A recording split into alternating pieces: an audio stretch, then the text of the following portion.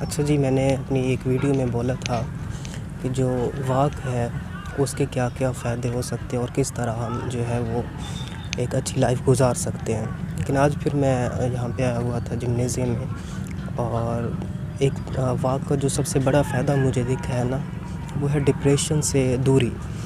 مطلب یہ ہے کہ آج جتنے بھی لوگ اس انفلیشن میں جو یہ ٹائم پاس کر رہے ہیں تو وہ ڈیفینیٹلی جانتے ہیں کہ کس طرح سے یہ جو انفلیشن کا دور ہے اس میں کس طرح سروائیو کیا جا سکتا ہے۔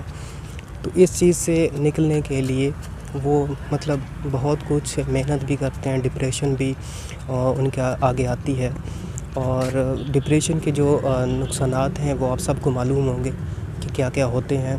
اور اگر میں یہاں پہ ڈسکس کرنا چلوں تو وہ بہت زیادہ لمبی ویڈیو بن جائے گی، لیکن میں تھوڑا سا تھکایا بھی ہوں کیونکہ ٹریک پہ مسلسل میرا تیسرا چوتھا چکر ہے۔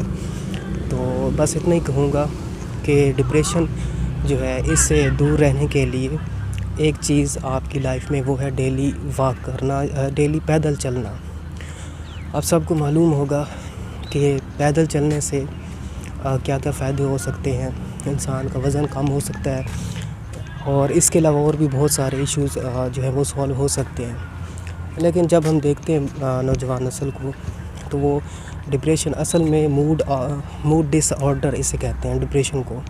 تو اس چیز سے بچنے کے لیے واک بہت ضروری ہے، اور اس کو آگے جو ہے لے کر چلنا یہ بہت زیادہ امپورٹنٹ ہوتا ہے۔